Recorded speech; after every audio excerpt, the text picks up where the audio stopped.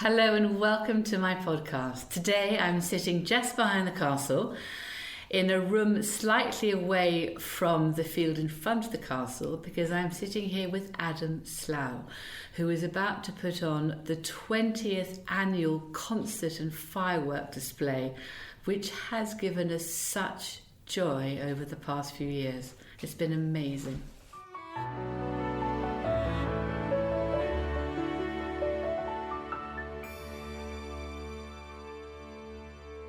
Adam, thank you so much for joining me today, and all your machines are going beep, beep, beep, beep, beep. That's all around the back of it. Yeah. But it is exciting when you begin to build the stage and we all kind of know what's coming. It's a wonderful anticipation on our part. I suspect it's more like hard work on your part. Yeah, well, it's a bit of both, really. It's hard work, but we do obviously a series of Battle Proms concerts. We're now on our fourth this season, which we've managed to get out the door in these times, which we're very proud of. Yes, so it's hard work, but as it starts to build, and each of our concerts have their own characteristic, obviously, because of the beautiful venues that we end up doing this at.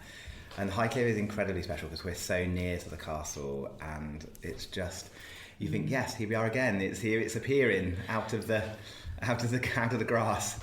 And it's always on the sort of the first weekend in August or the last weekend in July, basically, and it really has become a staple of everybody's holiday vacation plans all around this part of England. And I hope as people return to our shores, we'll be able to welcome some, visitors from America and Canada and all around the world next year. And I really hope they might come and see something quintessentially British. Absolutely, yeah. We often get people from all around the world, and it's been such a shame this year that they have been unable to come. We really missed them. I think they've missed us.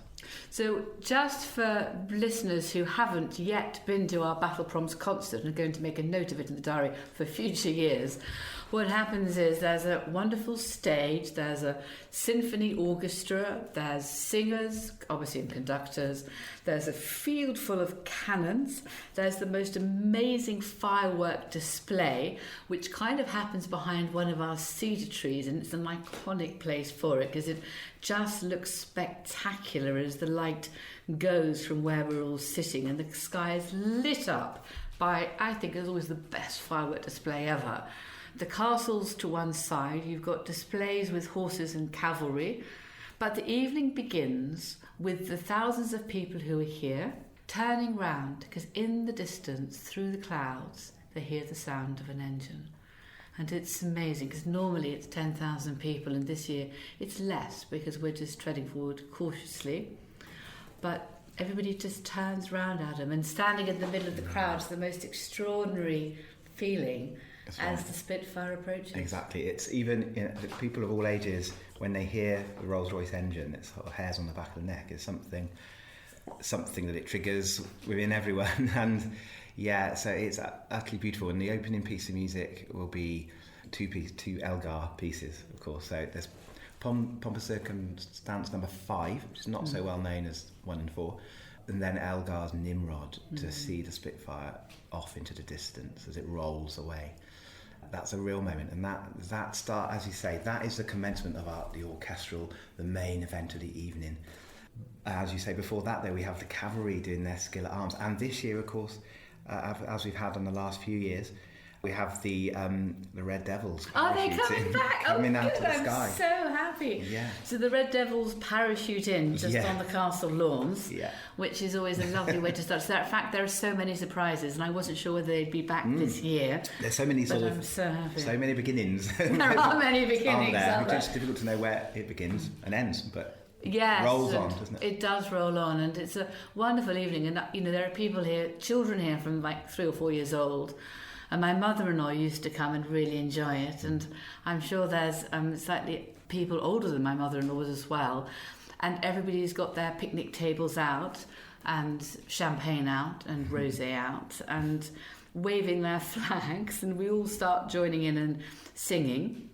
But we're all outside, and normally the weather's been incredibly kind for us. It can be a little bit iffy, but I think that's part of being British. But I also see that you offer some wonderful corporate tents too, so if people don't want to do the picnics, they can come and sort themselves out there. Exactly. We have our concert pavilion, which is simply a place where you can have a table under cover and enjoy your picnic in that relative comfort. But obviously right the way from that up to full hospitality with beautiful buffets. And, we have our Highclere Castle gin bar, which we started last year, so that is such fun. I hope it adds colour and madness to the evening, because, I think we need colour, madness and a sense of fun. But I know this will be our 20th concert, and next year, when I hope we're more back to normal, 21st, so you and I need to celebrate our 21st birthday. But can I ask you, Adam, where did it start? Where did the whole thing begin? So it's an interesting beginning. So as you kind of described, as you might imagine, the whole thing is built around the field full of cannons. They were sort of the beginning. My father is a master gunmaker, and along with his dear friend who's an engineer, they restored and renovated our artillery. And in this instance, they made 194 replica Napoleonic cannon. And this was another promoter who had the idea that you could fire cannon to a piece of music that no one had thought to fire the cannon to. We all know the 1812, and the 1812 was very much there. That's the highlight of our end of our first half. But there is a piece of music by Beethoven known as Wellington's Victory, which was written by Beethoven at the time as a commercial piece of music to sell to the Prussians, because it was a victory at Vittoria in Spain that Napoleon was defeated by the Duke of Wellington at Vittoria. So, or rather his brother, the Bonaparte brother, in Spain. So that piece of music has 194 cannon written into the score, which is fired. Wow. They're all written in last 6 minutes. That part lasts 6 minutes. And they're written into the score, so it has to be fired, of course, by a member of the Musicians' Union, because it's written in. And frankly, you'd have to be an expert percussionist to get it bang on anyway. So we fire these guns, or rather, Sarah, our percussionist, plays the cannon for the Battle Symphony. So we started with my father with this, and we thought, hang on, we were doing that for another promoter, and we thought we could do this. And we started, and we did a concert at Battle Abbey and Stowe Landscape Gardens originally, back in 97. And within a few years, we found ourselves at Highclere in 2001, and we thought this is the place to do this. And we've been here ever since. What I really love about how you position the concert, where you position the concert, is it's just looking at an angle towards the castle. So for all of us sitting there, having a picnic, jumping up and down, doing the hornpipe, my husband does the hornpipe, that I think people might pay money for. You've both got the concert in front of you and the castle to one side and the fireworks is to another side. So the arc vision and sound panoramic is excellent. Yeah, that's the idea. It's a panoramic show. It quite often concerts would have stalls either side of the arena. We can't have that. We've got the beautiful, obviously, vista of Highclere Castle, and then we've got the fireworks over to the right, the cannons to the right, horses sometimes on both sides when we have room. This year we're a little bit squashed because we've made the arena so much bigger, so make people feel safe and spacious. We have that whole panoramic show, and in the sky, of course, as well. So that you are a 4D event, I think, something like that. Yeah, many Gs leading us the way. So you came up with the cannons, and then looked at the music program, and then did you and your father and the orchestra put together the music program? How did that emerge from what you were doing? That's right. So originally in '97, I was tasked with organising a concert in terms of booking everything and managing the site, which is kind of where I still is my main forte, I guess. My father was the cannons. My mother at the time was the box office. She was selling the tickets. And then we approached Douglas Coombs, who's a sort of ex-BBC, fantastic conductor. And we chatted to him, and he helped us put together a musical programme. And both he and I still write the programme together, really, to this day. A lot of them are tunes we play every year, but a lot of them are new. And we always have a soloist, and we particularly like to go for a young soloist. Yes.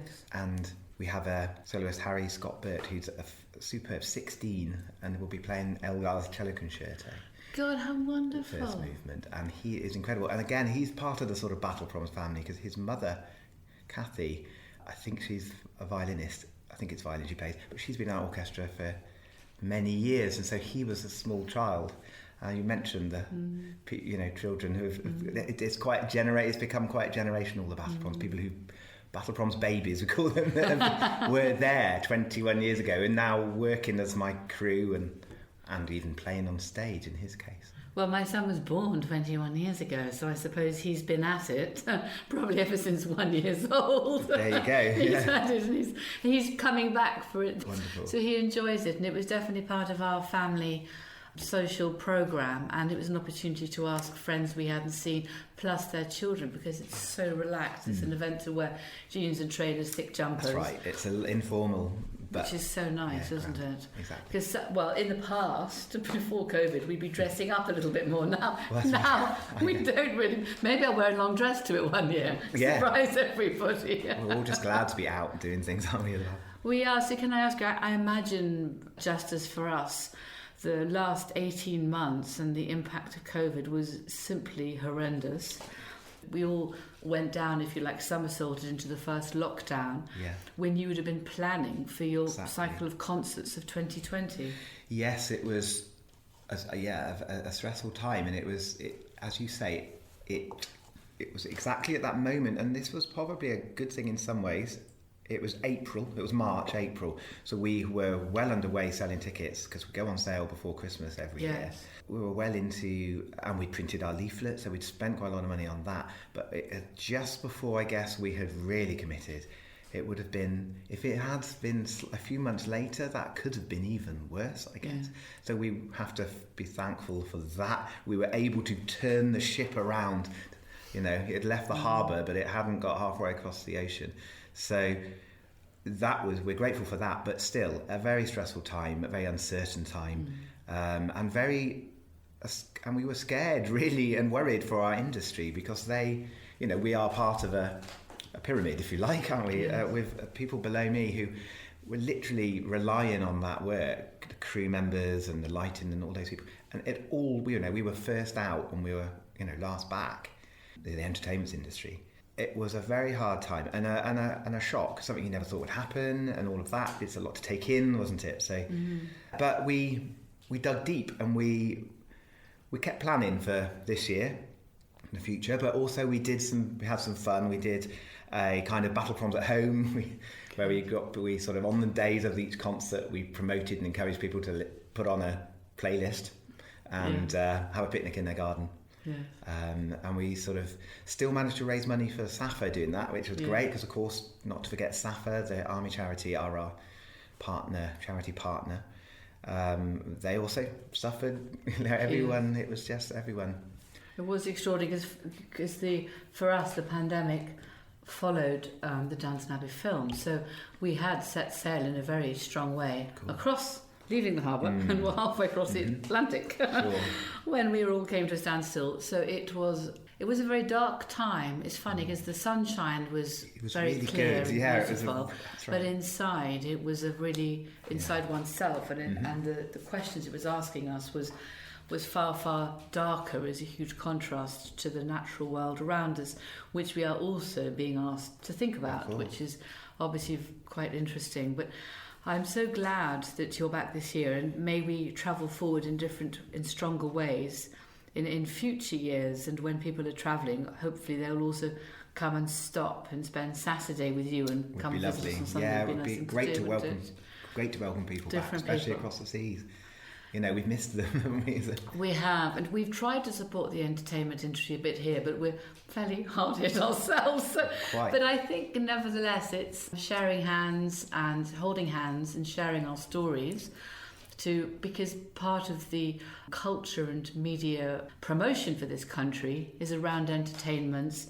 And the Best of British and the concerts are strong point, and you're quite right. We have been last out of the starting stalls, and many of the actors and actresses I know have turned themselves into delivery drivers to keep going. Absolutely. I mean, the crew members, they've all, and even this in 2021, this summer and beyond, it's hard for them to commit to the event world, because it's you can't blame them for pivoting to other industries, which has made it very hard to put things on for all events this year.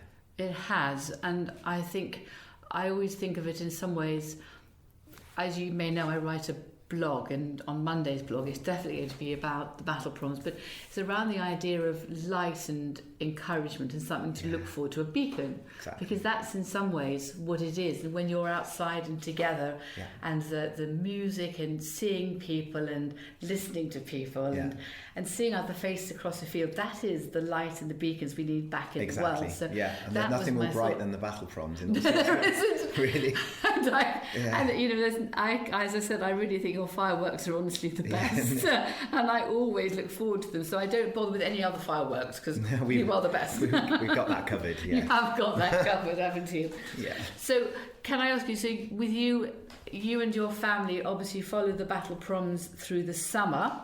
And then is this your last concert, or you go on further? We have 5 Battle Proms currently every summer. And our last one is Ragley Hall in Warwickshire. Right. So then that's, well, people laugh and joke and say that's me done for a year. I can, sit down, but it's not quite like that. We're obviously, as you well know, we're back on sale very soon in the early autumn, and we'll be planning already now for 2022. And beyond, really, because that's what we do. And it helps us as well, because if we have our dates in the diary for 2022, 2023, it allows everyone to plan further ahead, and overseas visitors who haven't been able to visit us this summer can then look forward to next summer, and they're the ones who always have priority. I know, like in your concerts as well, in terms of rebooking and finding dates and cream teas and I hope gin cocktails, everything that goes along with it. Absolutely. So have all your family, your wife and children become deeply involved in it as well? Yeah, so they're more Battle Proms babies, but they're now 12 and 9, so they know nothing else. We drag them through it every summer. They join me on the road for a lot of it. And as I say, but my father has retired last year from doing the guns, so that is now that has now been absorbed by everything else I do. So I now have my crew laying out cannons, and actually they are also with the help of the firework team who do the electronics with them, because they're all electronically fired, as I say, by the percussionists, and the Skyburst, a firework company based in Bristol, wonderful company. They help me with the cannons now, but my father has had a well-deserved retirement with my mother. So Does your wife help you now in the business as well? Yes, absolutely. So we do. She helps us. We're a partnership, and she's for many years. She has actually, but we also do a folk festival called Folk by the Oak at Hatfield, which we did a couple of weeks ago. My wife Caroline is very much involved in organising that, and we also do tours. There's an amazing book by Robert Macfarlane and Jackie Morris called The Lost Words spell book, which is poems that conjure nature words back into the minds and the hearts of people who maybe have forgotten about them. We put together top folk musicians and made a musical collaborative project. So we've got a second album, Spell Songs we call it, which is fantastic. Robert Macfarlane and Jackie Morris is the incredible illustrator. So we're busy doing that, and that's very much, again, Caroline. How amazing. So how absolutely beautiful. I love Robert Macfarlane's books. They are extraordinary. He's fantastic. And we had that again was scuppered. We had an amazing tour. We were going to be in the Barbican last year, but it was sold out, but that has been put on hold like everything else, but we're hoping to get back on the horse. That's completely amazing. So if you could look forward into the next couple of years, what would you hope? Just to simply go back to where you were and go forwards, or can you see other ways of sharing the Battle Proms that you do? I think it's been a good year for reflecting on how we do it, because the positives from all this is you can be stuck on a treadmill, it feels sometimes, and it was good to come away and look at it afresh. And already this year, with our slightly smaller version of Battle Proms, we've got improvements that we're going to take forward: better stage, better banners, better way of doing things with crew. So we're always learning, and it was a good check, I think, this last year. But I think it's important to keep pushing the green agenda with it. We're always looking at making it more efficient. We have an obligation there, particularly with events. We can, historically have quite a big carbon footprint, so we're always looking at that and improving our recycling. We've always been very hot on that since we started recycling, and but never complacent, always pushing that. So. And then, of course, the charity at the heart of it, who you help raise money for, is SAFA, which is one that Geordie and I have supported as well. They're the first point of contact for any soldier or ex or veteran who needs help for whatever that help may be, and they're there, and every army base has a contact, and that's a really good first. They're an amazing charity for that. They're the first point. They are, and they're really well organised, which I can't tell you how much I like working with them. In fact, actually, wholly due to you, I then met Sir Andrew Gregory actually through one of your concerts and fell to talking with him, as I do, because I talk about too much. I hope I listen to you normally. And I did a podcast with him, which was fascinating. He's such an interesting man, a really lovely man. Absolutely. SAFA, being the oldest armed services charity, they actually found that the 5th Earl of Carnarvon had an honorary role during the First World War, so they asked my husband to carry on the tradition today, which has been magic. It's amazing. Andrew and his wife Sally often come to stay or for supper or for lunch, and I can't tell you how much I've enjoyed meeting them. He's done a podcast with me. Excellent. And his wife makes amazing quince jelly. Well, there we are. So there we go. No, they're but a great honestly, charity. it's fantastic, and anything I can do to help them is always there, as we try to help as many different charities as we can, actually. They've been incredible this year. They come along and they raise money and awareness here.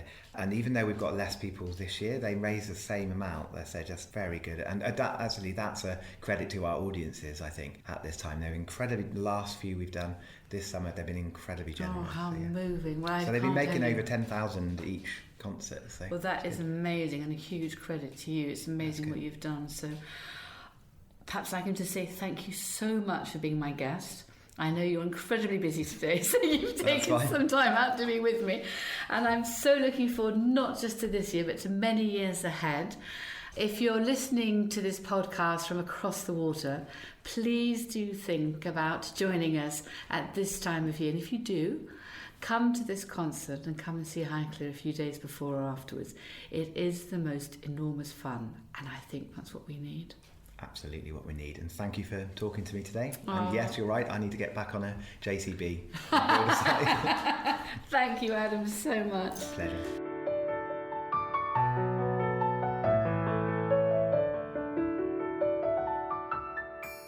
Thank you so much for listening to this podcast. This is actually my 40th podcast, can't believe it.